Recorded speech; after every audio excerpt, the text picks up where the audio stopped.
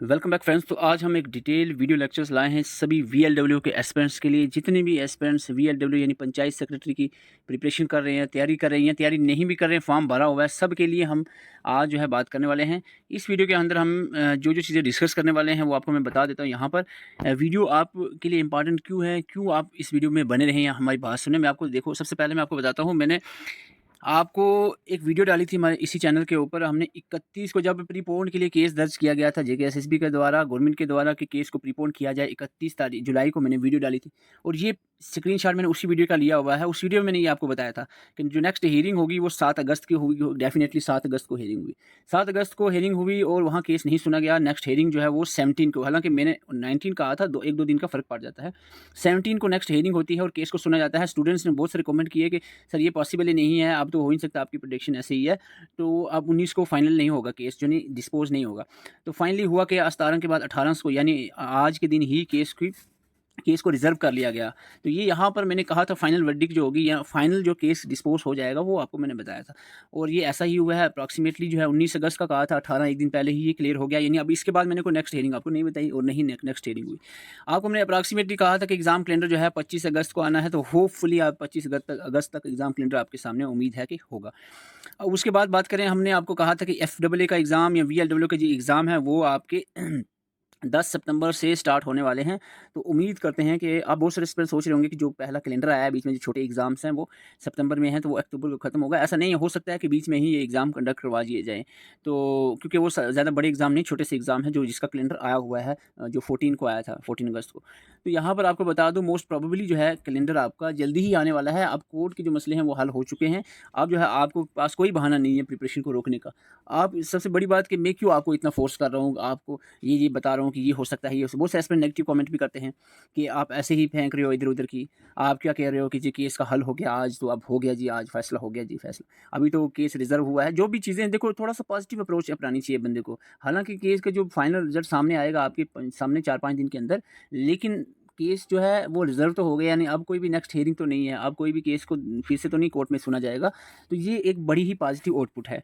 और इसके बाद अगर हम बात करें, यहाँ पर हमने कहा था VLW के जितने भी एस्पिरेंट हैं वो हमारे साथ जुड़ें ताकि हम जो है एक डिटेल डिस्कशन कर सकें। ये एक हेल्थी डिस्कशन रहेगी, बेनिफिशियल रहेगी आपके लिए, जितने भी एस्पिरेंट आपको प्रिपेयर कर रहे हैं। क्योंकि VLW, खास करके VLW की बात करें, काफ़ी अरसे से, लगभग 1 साल से भी ज़्यादा अरसा हो गया होगा, इसी VLW के रिलेटेड में भी अपनी पूरी कोशिशें मैंने कोशिशें की हुई हैं। बहुत अरसा इस पे लगाया हुआ हमने। लगभग पिछले साल की जून जुलाई की गर्मी में मैंने इसके VLW के नोट्स पूरे एग्ज़ाम ओरिएंटेड वे में प्रिपेयर किए थे। काफ़ी मेहनत इस पे हमने भी की हुई है और 200 से प्लस वीडियोज़ जो है VLW के रिलेटेड अपलोड की हुई इसी चैनल पे। तो इसके रिलेटेड हमने बहुत कोशिशें की है और उम्मीद करते हैं हमारी कोशिशें रंग लाएँगी और आपकी मेहनत रंग लाएगी। लेकिन इसके लिए सबसे बड़ी चीज़ होती है कि देखो, बहुत सारे एस्पिरेंट ऐसे होते हैं जो एग्ज़ाम बहुत सारा उन्होंने पढ़ा होता है, लेकिन लास्ट पे जो है वो सुस्ती कर देते हैं, लास्ट पे वो डिमोटिवेट हो जाते हैं, किसी न किसी कारण ट्रैक से हट जाते हैं, तो वो जो है फाइनल सिलेक्शन में उनका नाम नहीं दिखता है। तो अब उम्मीद करते हैं एक पॉजिटिव वे में सारी चीज़ें होने वाली हैं। एक फेयर मैनर में एक एग्ज़ाम होगा और फेयर मैनर में होपफुली जो है आपके सामने रिज़ल्ट आएगा और उम्मीद करते हैं आप में से बहुत सारे एस्पिरेंट जो है उस खुशियों में शामिल होंगे। वो जो मिठाई के डब्बे बाँटे जाएँगे, वो आपके घर में भी बाँटे जाएँगे। उम्मीद करता हूँ, बहुत खुशी होती है क्योंकि हमने देखा है, ये चीज़ हमने फेस की है और हम भी उम्मीद करते हैं कि आपके साथ भी ऐसा ही हो। आपके घरों में भी जो मिठाई के डब्बे बाँटे जाएँ, आपके घरों में भी खुशियाँ आएँ, तो ये हमारी उम्मीद है। लेकिन इसके पीछे आपको लास्ट के थोड़े-से दिन जो है मेहनत करनी पड़ेगी, क्योंकि बहुत हमने भी बड़ी कोशिशें की हैं आपको मोटिवेट रखने की। बीच में बहुत सारे एस्पिरेंट नेगेटिव कमेंट भी कर देते हैं, लेकिन चलो कुछ होते हैं ऐसे लोग, लेकिन हमने अपनी कोशिशें जारी रखी हैं कि आपको मोटिवेट रखें ताकि आप अपनी प्रिपरेशन कंटिन्यू करते रहें। अब जो है समझाने का वक़्त नहीं है कि आपको एग्ज़ाम आएगा या नहीं होगा, अब सब समझ आईने की तरह आपके सामने है। आप सब समझदार हैं, आप सब समझ चुके हैं कि सितंबर का पूरी एश्योरेंस दी गई है। एक बड़े प्राइवेट मीडिया चैनल पे आप सबने, सोनाली साहब ने एश्योरेंस दिया सितंबर में एग्ज़ाम होंगे। तो ये अब आई डोंट थिंक कि अब जो है एग्ज़ाम का कोई चांस बनता है। केस का भी आपने देख लिया, रिज़र्व हो चुका है। सबसे पहली चीज़ होती है माइंड में ये सेट करना, माइंड में ये कि एग्ज़ाम होने वाले हैं अब डेफ़िनिटली। फिर उसके बाद ये चीज़ सेट करना कि क्यों मेरे लिए इंपॉर्टेंट है ये एग्ज़ाम, क्योंकि इतनी बड़ी वैकेंसीज़ 1395 वैकेंसीज़ फिर से कभी भी नहीं आने वाली हैं आपके सामने, आपकी लाइफ़ में। इतनी बड़ी वैकेंसीज़ को हम कैसे जाने दें? तो ये चीज़ें आपके सबसे पहले सोचनी चाहिए। अब बात आती है हाउ टू रीस्टार्ट प्रिपरेशन। ये उनके लिए है जिन्होंने बीच में ब्रेक दिया, हाल्ट दिया। जो कुछ स्टूडेंट्स जो है डिमोटिवेट हो गए थे, प्रिपरेशन नहीं कर पा रहे थे, उनके लिए मैं बताता हूँ कि किस तरह से प्रिपरेशन स्टार्ट करनी है। एस्टिमेटेड एग्ज़ाम डेट हमने अभी बता चुका हूँ मैं। उम्मीद करते हैं कि 15 सितंबर से लेकर 10 अक्टूबर के बीच में कभी भी एग्ज़ाम आपका हो सकता है। ये हम इतनी प्रेडिक्शन कर सकते हैं, उम्मीद करते हैं, ठीक है। ये एग्जैक्टली हम नहीं बता सकते कि जो है एंडिंग ऑफ सितंबर या स्टार्ट ऑफ अक्टूबर में होगा। 15 सितंबर से 10 अक्टूबर के बीच में डेफिनेटली आपके VLW के एग्ज़ाम के चांसेस दिख रहे हैं यहाँ पर। तो इसके बाद हम सिलेबस डिस्कशन, अगर हम सिलेबस की डिस्कशन करें तो यहाँ पर आपके सामने सिलेबस है, कोई नई बात नहीं है, आपके सामने सिलेबस है। 20 नंबर का यहाँ पर जनरल अवेयरनेस है, 20 की इंग्लिश, 20 की रीजनिंग और 15 का मैथमेटिक और 25 नंबर का कंप्यूटर यहाँ पर रखा हुआ है। सीधे 5 सब्जेक्ट, 2 घंटे का पेपर होगा, 100 मार्क्स के 5 सब्जेक्ट है, ठीक है। तो यहाँ पर 100 क्वेश्चन आपको आएंगे, 100 मार्क्स का पेपर होगा। 100 मार्क्स में से आपको हर एक 5 में से हर एक सब्जेक्ट जो है एक इंपॉर्टेंट इक्वल वेटेज रखता है, ऑलमोस्ट इक्वल रखता है वेटेज। 20, 15 और 25 मार्क्स यहाँ पर आपके सामने हैं। अगर हम बात करें इंडिविजुअल सब्जेक्ट को, आपको डिटेल से स्टडी करना चाहिए। अगर देखो एक यहाँ पर सिलेबस आपने देखा किस तरह का सिलेबस है, 5 सब्जेक्ट, हम इसको डिटेल से देखेंगे अभी क्या क्या पोर्शन आपने किस तरह से पढ़ने हैं। वीडियो थोड़ी लंबी हो सकती है, उम्मीद करते हैं आप बोर नहीं होंगे, आपके लिए ही फ़ायदा होगा। इस वीडियो में कुछ ना कुछ चीज़ें आप तक, जो हमारा एक्सपीरियंस है पिछले 8-9 साल का, आप तक पहुँचाने की कोशिश करेंगे। प्रिपरेशन स्ट्रेटजी की अगर हम बात करें तो प्रॉपर प्रिपरेशन स्ट्रेटजी यही रहती है जो बारहा मैं बताता रहता हूँ। सबसे पहली बात कि एक टारगेट जो है स्मॉल टारगेट होना चाहिए आपका, डेली टारगेट होना चाहिए कि आज के दिन में हमने ये टॉपिक इस सब्जेक्ट के करने हैं कवर। तो एक टारगेट पहले ही सेट किया होना चाहिए, 10-10 दिन का एटलीस्ट आप कर लो कि 10 दिन, नेक्स्ट 10 दिन में मैंने क्या करना है, और आज के दिन में, कल परसों, ये क्या, इन दिन में क्या मेरा टारगेट, कौन सा सब्जेक्ट का कौन सा पोर्शन करना है। और उसके साथ साथ स्टडी प्लान जो है ये बन गया। स्ट्रेटजी इसकी यही रहनी चाहिए प्रिपरेशन की कि आप पूरी जो भी आप टॉपिक सेलेक्ट करते हो उसकी वीडियो डिफरेंट चैनल से देखते हो, और फिर उसके बाद जो चीज़ें आपको समझ आ रही हैं उसको आपने थोड़ी चीज़ें लिखनी है, इंपॉर्टेंट शार्ट लिखना है। और उसके साथ साथ आपने नोट्स वगैरह पढ़ने हैं, नोट्स के साथ आपको बुक्स भी है वो पढ़नी है। और मोस्ट इंपॉर्टेंटली रात को आपने MCQ जो टॉपिक पढ़ा है उसकी प्रैक्टिस करनी है। तो ये एक तरीका होता है पढ़ने का, ठीक है। स्टडी मटेरियल सोर्सेज की बात करें, देखो बहुत मेहनत से हमने तैयार किया हुआ स्टडी मटेरियल। किसी भी एस्पिरेंट को अगर डाउट हो कि ये बहुत कास्टली नोट्स वगैरह प्रोवाइड कर रहे हैं तो आप मुझे बिल्कुल कह सकते हैं। हमने सिर्फ 99 रुपीज़ में सभी नोट्स, वीडियो, जो भी चीज़ें आपको अवेलेबल हैं आपको हम प्रोवाइड कर रहे हैं। इसमें कोई भी, आई डोंट थिंक कि इसमें कोई बड़ी कास्ट रखी हुई है। जिस हिसाब से इस पर मेहनत लगी हुई है, हमने 5-6 महीने से इस पर काम कर ये तैयार किए हैं आपके लिए, एग्ज़ाम ओरिएंटेड वो भी है। तो ये काफ़ी नहीं है, ये इतना महंगा नहीं रखा है, बिल्कुल आपके लिए ही हमने सोच कर रखा हुआ है। उसके बाद वेयर टू प्रैक्टिस MCQs आप देखो, MCQs आप यूट्यूब से प्रैक्टिस कर सकते हो 2x की स्पीड से वीडियोज़ को रख के। और उसके बाद आप गूगल से पार्टिकुलर टॉपिक को भी सर्च करके, जैसे MCQs, आप किसी पार्टिकुलर टॉपिक को लेकर MCQ सर्च करना चाह रहे हैं, MCQs और मॉडर्न हिस्ट्री, तो मॉडर्न हिस्ट्री के MCQs आप देखोगे। इसी तरह से पार्टिकुलर टॉपिक्स को आपने सर्च करना है। बहुत सारे एस्पिरेंट कंफ्यूज रहते हैं यहाँ पर कि सिलेबस में क्या चीज़ मेंशन है, क्या चीज़ मेंशन नहीं है, तो मैं आपको वो क्लियर करता हूँ। अभी सिलेबस हम डिटेल से डिस्कस करेंगे। और जो भी एस्पिरेंट को मटेरियल की कोई भी कमी है, किसी को कंप्यूटर के note, general awareness, English, reasoning, MCQs या computer lectures, sorry complete video lectures, जो भी सब्जेक्ट्स हैं उनके आपको चाहिए, तो डोंट वरी, आपको ये मटेरियल सारा मिल जाए। पढ़ने वाले बनो, आपको चीज़ें कोई भी कमी नहीं रहेगी। और ये इस तरह से कंप्रीहेंसिव प्रिसाइज मैनर में हमने नोट्स तैयार किए हैं, जिसको आप जो है 40 से 50 दिन के अंदर आप इसको अच्छे से कवर कर सकते हो, पूरा सिलेबस कंप्लीट कर सकते हो। इस तरह से एग्जाम ओरिएंटेड, बिल्कुल फालतू चीज़ें हमने नहीं रखी हुई हैं, बिल्कुल एग्जैक्टली एग्जाम ओरिएंटेड चीज़ें हमने रखी हुई हैं। शॉर्ट प्रिसाइज कंप्रीहेंसिव नोट्स हैं जो आप आसानी से, हमने इसीलिए बनाया ताकि लास्ट के दिनों में आप एकदम से इसको पढ़ के साइड कर दो। तो ये आप यहाँ से आप व्हाट्सअप नंबर यहाँ पर दिया हुआ है, इस पर आप व्हाट्सअप करके ये आपसे हमसे ले सकते हैं। आइए सिलेबस पे चलते हैं। देखो, सबसे पहला पॉइंट मैं यहाँ पर कहना चाहूँगा जनरल अवेयरनेस के रिलेटेड। 20 मार्क्स की जनरल अवेयरनेस है, और ये आपके सामने हैं। टॉपिक्स कितने हैं? 15 ये हो गए। इसमें कुछ सब टॉपिक्स हैं जम्मू एंड कश्मीर के, लगभग 20 टॉपिक आपके हैं। तो 20 टॉपिक हैं, 20 मार्क्स हैं। अप्रॉक्सीमेट एक टॉपिक 1 मार्क्स का आ सकता है, या कुछ टॉपिक से अगर क्वेश्चन नहीं आता है तो दूसरे से 2 नंबर, यानी 1 से 2 नंबर का पेपर जो है एक टॉपिक से आपको देखने को मिल सकता है। तो करंट अफेयर इसमें कोई बड़ी बात नहीं है, सीधी बात है कि 2 से लेकर 3 क्वेश्चन मैक्सिमम करंट अफेयर से देखने को मिलेंगे। और जो स्टूडेंट्स करंट अफेयर करते रहते हैं उनको मैं एक बार याद करवा दूं। स्टूडेंट कहते हैं नहीं जी, SI का जो एग्ज़ाम हुआ था, CBT एग्ज़ाम में करंट अफेयर, ओ भाई साहब, JKP SI का जो एग्ज़ाम था उसका सिलेबस, इसका सिलेबस में डिस्ट्रीब्यूशन नहीं थी मार्क्स की, अलग अलग नहीं था, जैसे 20 मार्क्स जनरल अवेयरनेस, ऐसा नहीं था। इसीलिए वहाँ पर अगर कोई एग्ज़ाम सेट करने वाला अगर करंट अफेयर को 15 से 16 करंट अफेयर भी डाल देना, उस पर कोई ऑब्जेक्शन नहीं होगा। यहाँ पर सेट है सिलेबस 20 मार्क्स का जनरल अवेयरनेस है, जिसमें 20 टॉपिक है। तो यहाँ पर 2 से ऊपर करंट अफेयर या 2 से 3 तक करंट अफेयर, इससे ऊपर नहीं जाने वाले। तो बिल्कुल घबराने की ज़रूरत नहीं है। करंट अफेयर की मोस्ट इंपॉर्टेंट करंट अफेयर मैं आपको यहाँ पर एक वीडियो लाऊंगा एग्जाम से पहले ही, जिसमें सारे इंपॉर्टेंट करंट अफेयर को डिस्कस कर लेंगे। तो करंट अफेयर के रिलेटेड आपको घबराने की बिल्कुल भी ज़रूरत नहीं है, ये क्लियर हो जाएगा। और जो एस्पिरेंट रोज़ के डेली करंट अफेयर या वीकली करंट अफेयर, जो कुछ यूट्यूबर भी हैं जो डेली और वीकली करंट अफेयर्स आपको पढ़ा रहे हैं, और ये मैं माफ़ी चाहूँगा, लेकिन आई डोंट थिंक कि आपका टाइम इस तरह से वेस्ट नहीं करना चाहिए। एक प्रॉपर वे में गाइड आपको करना चाहिए जो आपको एग्जाम में सिलेक्शन दिलवा सके। करंट अफेयर हालांकि जो आएंगी 2 नंबर के, तो उसको डेली और वीकली पढ़ते पढ़ते रहोगे तो बाकी का क्या पढ़ोगे, जो बाकी मार्क्स जहाँ से लेने होते। यही तो बात होती है, गलत डायरेक्शन में नहीं जाना है आपको। पॉलिटिकल एंड फिजिकल डिवीजन जो क्लियरली मेंशन है, political physical division of India है तो इंडिया ही ऐसा नहीं है कि वर्ल्ड का पढ़ने लग जाओगे।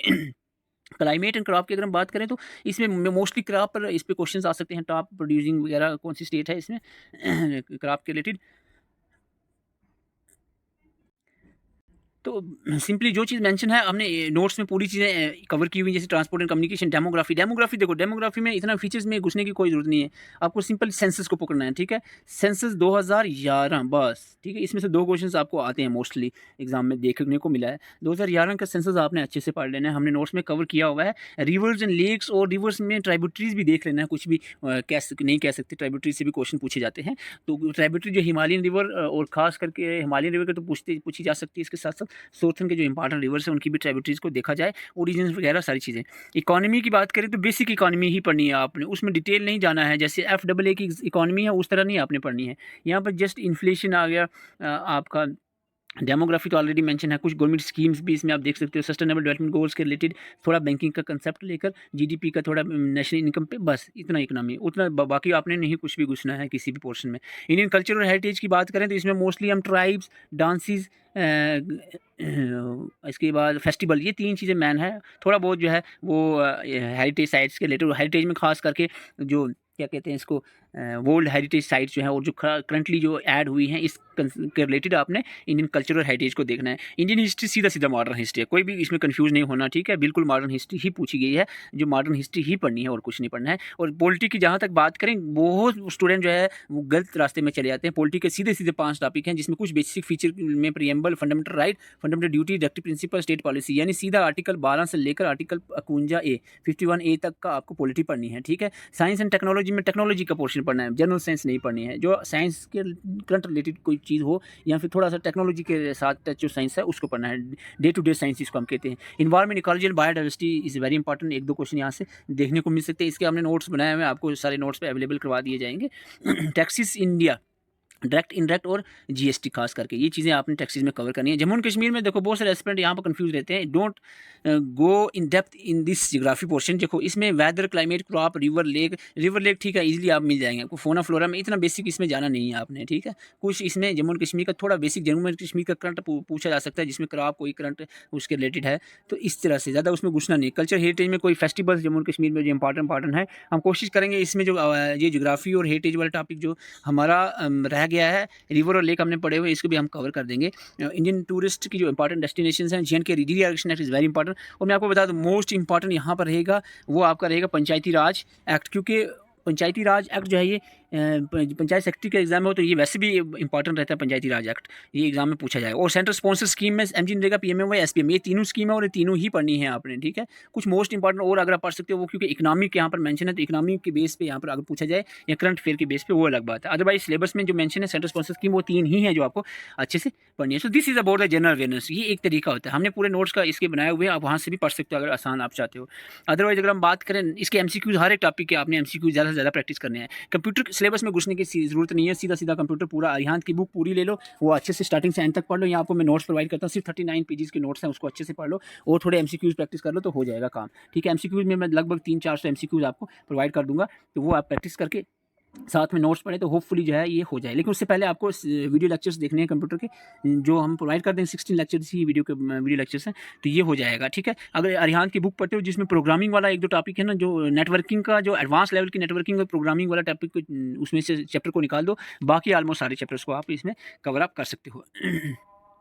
ओके, कंप्यूटर के बाद अगर हम इंग्लिश की बात करें तो I don't think you have to go for the synonym antonym जैसे टॉपिक, इनमें घुसने की कोई ज़रूरत नहीं है। आइडियम फ्रेज और साइनोनिम इंटोनिम कहाँ पर है ये, क्योंकि ये ऐसे 2 टॉपिक्स हैं जितने भी आप पढ़ लोगे तब भी चांसेस बहुत कम लगते हैं कि आपके पढ़े हुए में से आ जाए। तो इसलिए if you want to skip तो आप स्किप कर सकते हैं दोनों। अदरवाइज बाकी जितनी भी ग्रामेटिकल पोर्शन है, खास करके एक्टिव वॉइस, पैसिव वॉइस को क्वेश्चन आपको देखने को मिल सकते हैं। और जो बेसिक ग्रामर है मोस्टली स्टूडेंट्स को आती ही होती है, फिर भी देख लेना है आर्टिकल मॉडल नरेशन वगैरह के क्या रूल्स रेगुलेशंस हैं, ये आपको पता होने चाहिए। ओके, तो कंप्रीहेंसिव रीडिंग कंप्रीहेंसिव से पैसेज यानी पैसेज भी आपको एक 5 नंबर का पूछा जा सकता है, तो उसका पैसेज कैसे क्वेश्चन पैसेज के निकालते हैं उसके बारे में थोड़ी नॉलेज आपको होनी चाहिए। तो ये एक जनरल का, इसके 20 नंबर का है, हम इसको ऐसे ही छोड़ नहीं सकते, इसको भी टाइम हमें देना पड़ेगा। और जहाँ तक बात करें रीजनिंग की, तो रीजनिंग में जो दूसरा पोर्शन है रीजनिंग का सेकंड पार्ट, ये आप उम्मीद करते हैं कि आप आसानी से निकाल पाओगे। इसमें क्लासिफिकेशन वगैरह वगैरह क्वेश्चन ऐसे जियोग्राफिकल बेस्ड क्वेश्चन होंगे, उम्मीद करते हैं आपसे निकल जाएगा। फर्स्ट वाले पोर्शन को आपको अच्छे से समझना पड़ेगा, ठीक है। फर्स्ट वाले पोर्शन को आप देख लेंगे, सीरीज है जिसमें डिफरेंट तरह की सीरीज दी हुई है, स्पीड, डिस्टेंस, टाइम है, स्टेटमेंट एंड कंक्लूजन जो वेन डायग्राम बनाकर आप समझते हो, सेलोगिज्म जिसको हम कहते हैं, ये बड़ा इंपॉर्टेंट है। 2-3 क्वेश्चन सेलोगिज्म से पूछे जाएंगे।